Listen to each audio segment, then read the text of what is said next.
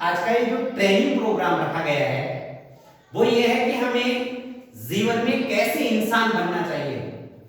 तो मैं शुरुआत आपकी इस गीत के माध्यम से कर देता हूं जो आपके जीवन को यदि आपने अपनाया अपने जीवन के अंदर तो पूरी मानवता, पूरी इंसानियत, पूरी कायनात इस जीवन में अपनाने के लिए इस गीत में पिरोई गई है। तो समझने की कोशिश करेंगे। किसी के काम जो आए उसे इंसान कहते हैं, पराया दर्द अपनाए उसे इंसान कहते हैं। बहुत ही जबरदस्त तरीके से डिजाइन किया हुआ ये गीत है।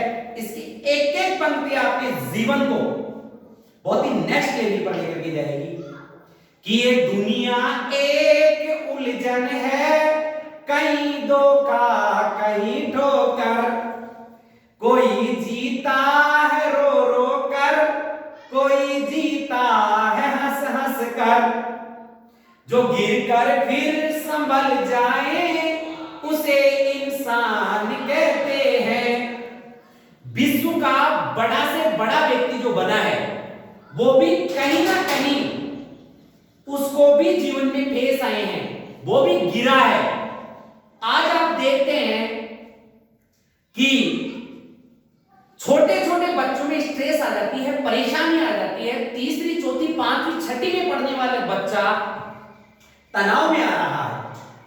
मित्रों, मैं आपको समझाना ये चाहता हूं, तनाव कहीं जीवन में होना ही नहीं चाहिए, क्योंकि जो गिरकर फिर संभल जाए उसे इंसान कहते हैं। इसी गीत की जो अगली पंक्तियां हैं वो बहुत ही जबरदस्त है। अपना जीवन कि मनुष्य गलती का पुतला है जो अक्सर हो ही जाती है, अगर गलती रुलाती है तो आंखें भी दिखाती है, अगर गलती रुलाती है तो राहें भी दिखाती है, जो कर ले ठीक गलती को उसे इंसान कहते हैं। पूरे संसार के अंदर मनुष्य प्राणी ऐसा है जिससे गलती का होना स्वाभाविक है। अर्थात हमें कार्य को शुरू तो करना चाहिए। हम सोचते रहते हैं कि कहीं गलत हो जाएगा, गलत हो जाएगा। अरे भाई, करोगे तभी तो होगा। मनुष्य गलती का पुतला है जो अक्सर हो ही जाती है। मतलब मनुष्य गलतियों का पुतला है, उससे गलतियां होना है, लेकिन जो कर ले ठीक गलती को उसे इंसान कहते हैं। और इंस्पायर कर रही है ये पंक्तियां। कभी धनवान है इतना, कभी इंसान निर्धन है, कभी धनवान है इतना, कभी इंसान निर्धन है, कभी दुख है कभी सुख है, उसी का नाम जीवन है, जो मुश्किल में न घबराए उसे इंसान कहते हैं। बहुत ही जबरदस्त है ये पंक्तियां, आपको और भी आगे ले जाने के लिए लिखने वाले ने जबरदस्त तरीके से लिखी है कि कभी धनवान है इतना, कभी इंसान निर्धन है। कई बार जब व्यक्ति के पास पैसा आ जाता है तो वो उस पैसे को मैनेज नहीं कर पाता। कई लोगों की प्रॉब्लम्स होती है। जैसे मैंने अपने पूर्व वीडियो में सुशील कुमार का उदाहरण दिया कि 5 करोड़ रुपए कमाने के बाद में भी जीवन के अंदर एक मनुष्य में जो पूरी लाइफ है उसको मैनेज करने के लिए भी 5 करोड़ बहुत होते हैं।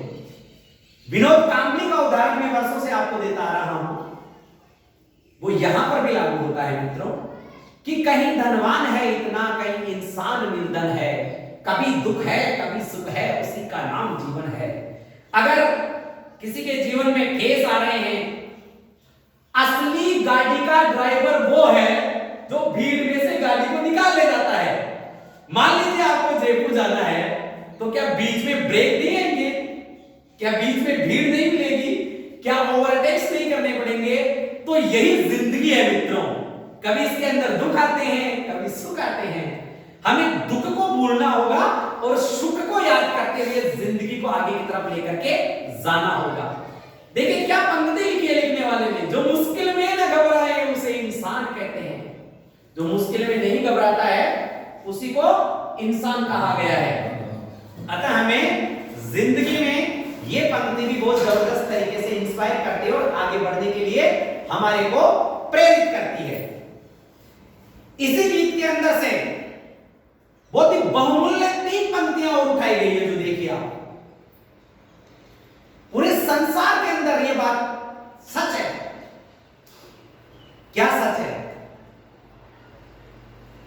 कि यूं भरने को तो दुनिया में पशु भी पेट भरते हैं।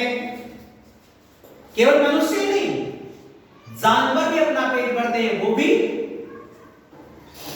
भूखे सोते नहीं है। तो यूं भरने को तो दुनिया में पशु भी पेट भरते हैं, मगर इंसान वो दिल है जो कि परमार्थ करता है। पथिक जो बांट कर खाए उसे इंसान कहते हैं। बहुत ही शानदार तरीके से लिखी है। क्यों भरने को तो दुनिया में पशु भी पेट भरते हैं, हम इंसान रूप में जन्म लिए हैं। हमारे दिल के अंदर वो भावना होनी चाहिए कि हम दूसरे की सेवा करें। परमार्थ का मतलब होता है दूसरे की सेवा करना।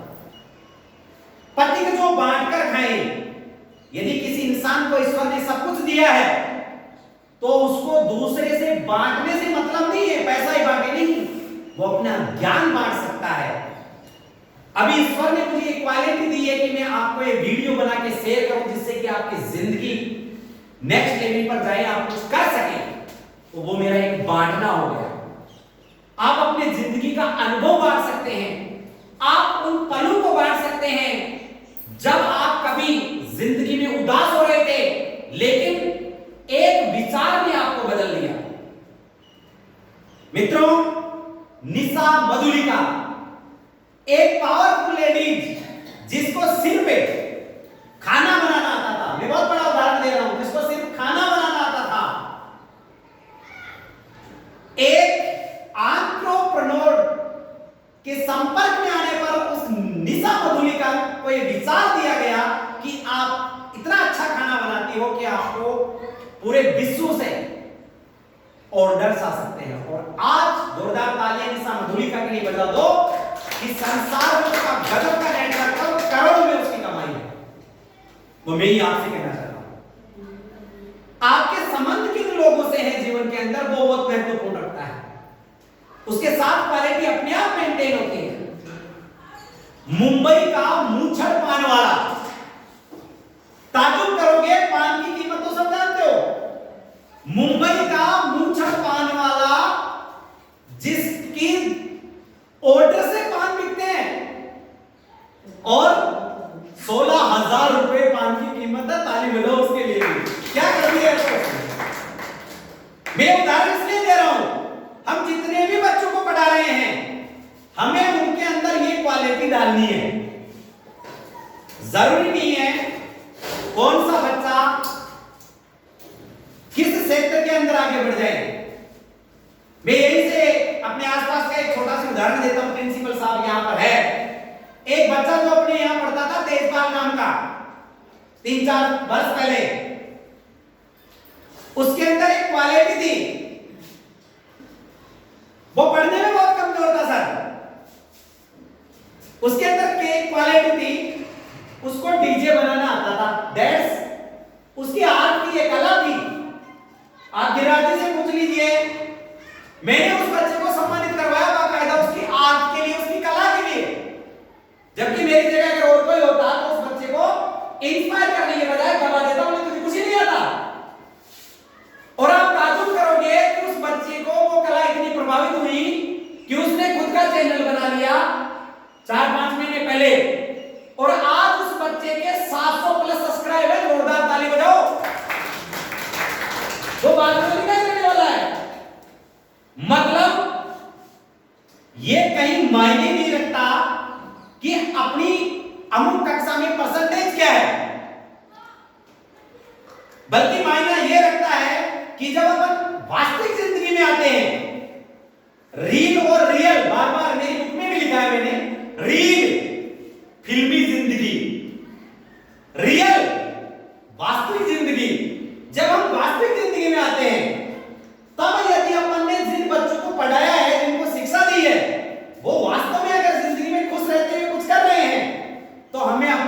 खुशी होनी चाहिए। मैं मेरे 22 वर्ष के अनुभव के आधार पर यह कह सकता हूं कि वास्तव में यदि आपने उन बच्चों में अपने को देखा है, अर्थात मैं इनके जीवन में कैसा क्या कर सकता हूं, तो वो सफलता को प्राप्त करके रहेंगे, क्योंकि उनकी खुशी में आप अपनी खुशी ढूंढ रहे हैं। तो मेरा इस पूरे गीत के माध्यम से और अब तक के इस स्पीच के माध्यम से यही निवेदन है कि हमें उनको बहुत ही नेक्स्ट लेवल पर ले जाने के लिए उनकी कला को पहचानना पड़ेगा। परसेंटेज में एक आंकड़े हैं, उनके अंदर डेडिकेशन क्या है, उनके अंदर क्वालिटी क्या है। वो एक अच्छा खिलाड़ी बन सकता है। वो मान लो पढ़ाई में बच्चा इंटेलिजेंट है तो उसका तो सपोर्ट जबरदस्त करना ही है। उसको आईएएस बनाना है, आरएएस बनाना है, डॉक्टर बनाना है, इंजीनियर बनाना है, लेखक बनाना है, एंटरप्रेन्योर बनाना है, या बहुत ही खूबसूरत शिक्षक बनाना है। वो तो अपने को करना ही है, बट उसके साथ में ही हमें उसकी कई बच्चे होते हैं जिनके अंदर इंटरनल थॉट्स होती है, अलग आर्ट होती है।